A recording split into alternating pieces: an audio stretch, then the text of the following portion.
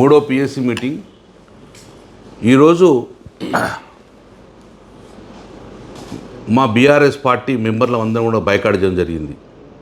మాకు బైకాట్ చేయాలన్న ఆలోచన లేదు, కానీ మా పార్టీలో గెలిచి పార్టీకి వెన్నుపోటు పొడిచిన వ్యక్తికి ఈరోజు సాంప్రదాయాలకు విరుద్ధంగా గాంధీ గారిని చైర్మన్గా మేము ఊహించుకోలేము. ఆల్రెడీ ఆ స్థానంలో మా హరీష్ రావు గారు ఉండాల్సింది కాబట్టి ఆ స్థానంలో ఒక వెన్నుపోటుదారు ఉండడం మాకు ఇష్టం లేకనే మేము బైకాట్ చేయడం జరిగింది.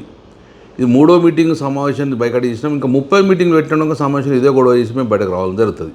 ఎందుకంటే మేము ఎట్టి పరిస్థితుల్లో ఒప్పుకోమైతాన్ని గత అనాదిగా వస్తున్న పార్లమెంట్ ప్రొసీడింగ్స్ కానీ అసెంబ్లీ సాంప్రదాయాలు కానీ అన్నిటి తుంగలో దొక్కి ఇష్టానుసారంగా చేయడం అనేది మేము ఎట్టి పరిస్థితుల్లో ఒప్పుకోము.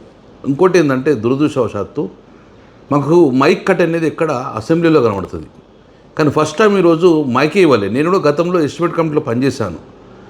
ప్రతి మెంబర్కు మాట్లాడేందుకు మైక్ ఉంటుంది, కానీ ఇక్కడ ఫస్ట్ ఏంటంటే మా మైక్లను కట్ అయి ఉన్నది. అంటే ఫస్ట్ వాళ్ళకి తెలిసిపోయింది గొడవ అవుతారు కావచ్చు అని చెప్పి మైకులో కట్ చేసిపోయారు. ఇంత భయంగా ఈరోజు సమావేశం నడుపుడు అవసరమా మీకు? ఎందుకు తప్పు చేయడం ఎందుకు? భయంగా బతకడం ఎందుకు? అది కాబట్టి బీఆర్ఎస్ పార్టీ మెంబర్లు ఎవరునగా గాంధీ గారిని పిఎస్సి చైర్మన్గా ఒప్పుకుంటలేము.